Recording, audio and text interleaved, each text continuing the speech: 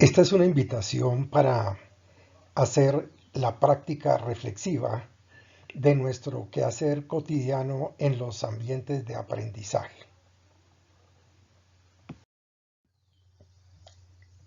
La práctica reflexiva tiene varios objetivos. Uno de ellos es el que se plantea aquí para fortalecer esas prácticas reflexivas en cada uno de los instructores, para que nos permita examinar críticamente nuestras actitudes, nuestros pensamientos, creencias, valores y las prácticas que hacemos de manera cotidiana en los ambientes de aprendizaje. Entonces, ese es un objetivo, fortalecer las prácticas reflexivas. Un segundo objetivo tiene que ver con el fomento en cada instructor en la búsqueda y construcción del conocimiento sobre su práctica. Esto es para que cada una de nuestras acciones tenga sentido y significado en ese cotidiano hacer en los ambientes de aprendizaje.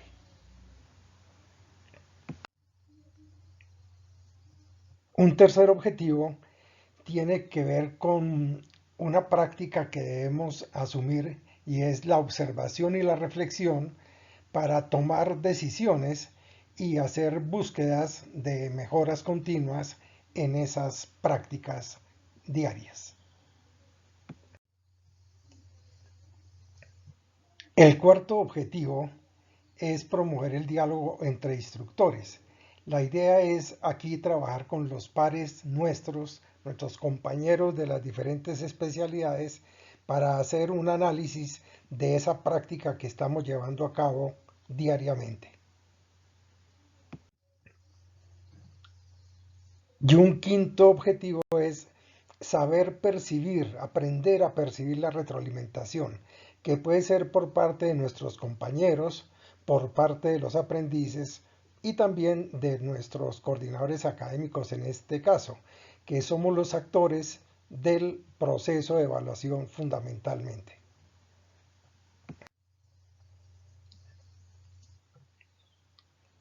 Hacia los años 80, un autor que se llama Donald Schoen define varios aspectos. Él habla de el conocimiento en la acción, la reflexión en la acción y la reflexión desde la acción. Entonces él tiene un documento que está aquí en el curso, está documentado para estudiar un poco esos retos que nos propone el doctor Chon.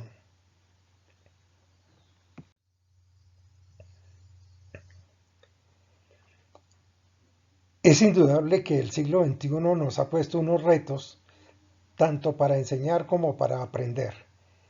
Y estos contextos debemos estudiarlos muy bien, que tiene que ver con la globalización desde hace ya varias décadas, todo el desarrollo de lo digital, el concepto de emprendimiento y algo que nos eh, que nos toca asumir por las circunstancias que estamos pasando, es ese aprendizaje permanente y virtual a través de todas esas plataformas, de todo ese software, a través de todas estas tecnologías de la información y las comunicaciones.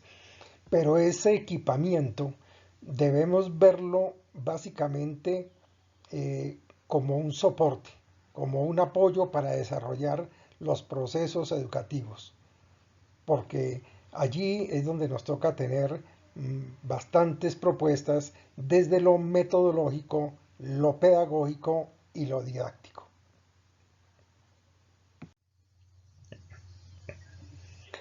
Jesús Martín Barbero es un autor español que se radicó aquí en Colombia y muy connotado en el aspecto de las comunicaciones.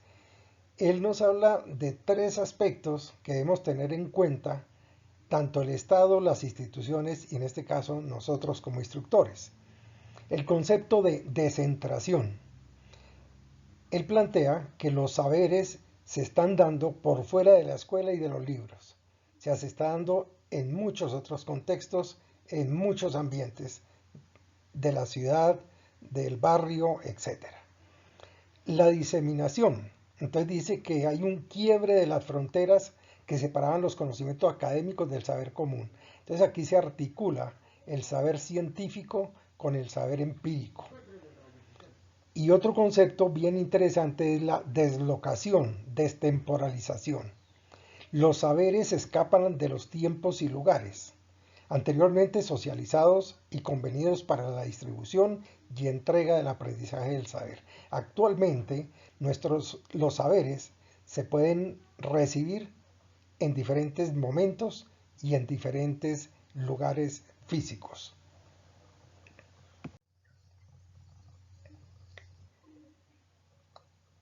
Y estos elementos pues dan lugar a una redefinición del sujeto de la educación, de nuestro aprendiz, que se expresa en idiomas no verbales, bajo nuevos códigos, con injerencia de la sensibilidad y nuevas formas de interpretar el mundo. El aprendiz de hoy, el aprendiz de este siglo, porque casi todos nuestros aprendices que están iniciando este proceso son de este siglo, permeados por los desarrollos de la tecnología de la información y las comunicaciones.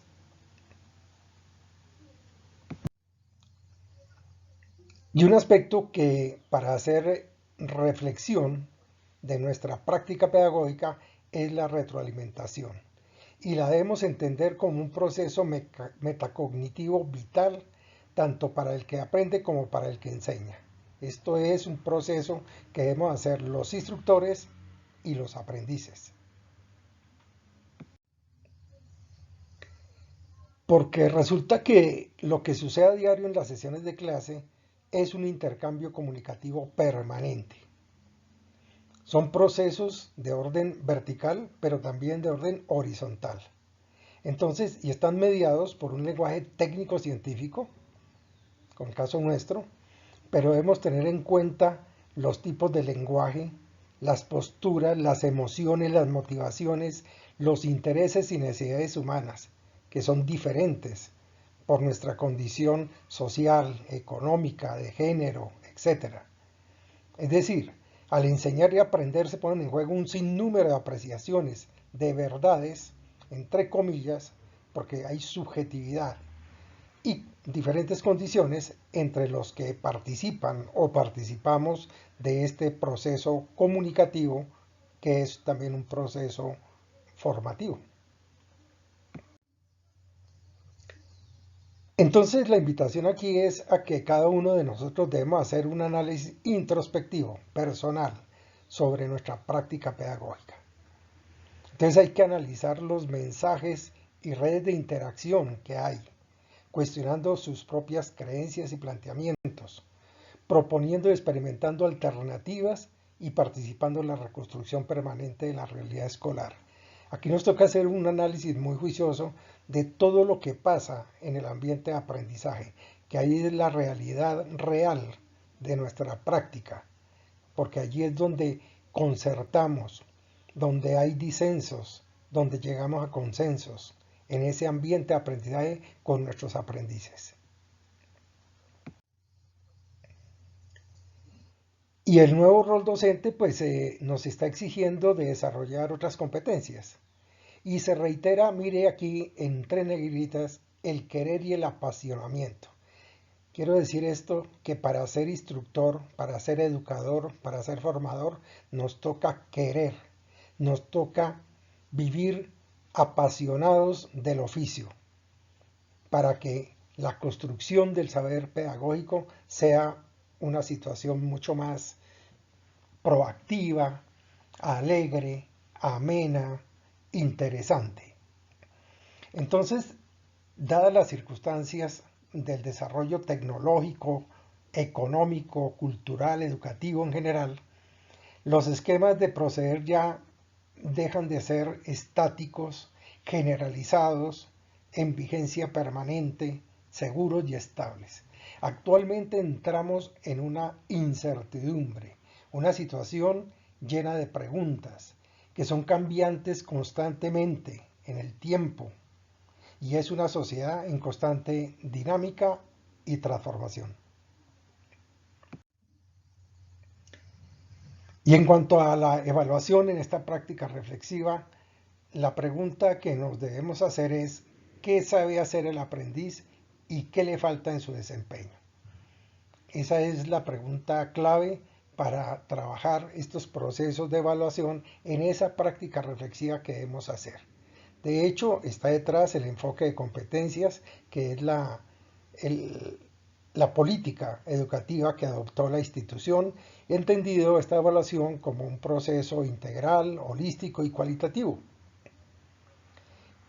Y básicamente debe estar enfocada a un proceso, al desempeño para el cual se está formando. Allí es como la palabra, el concepto clave hacia dónde debemos enfocar la evaluación. Y también debemos repensar un poco todas esas técnicas, procedimientos y todas esas acciones que hacemos para evaluar.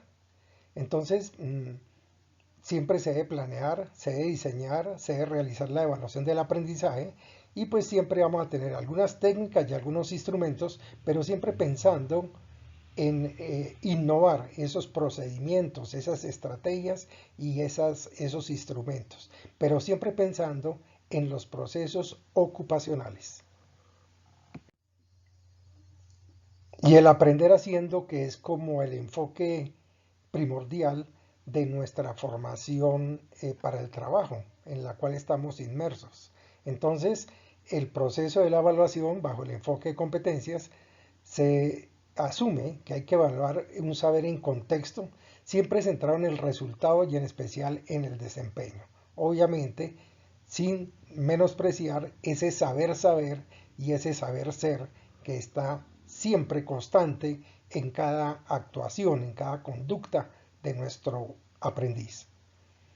Y el enfoque de competencias es el que propone un cambio. Hay que demostrar lo que se sabe hacer.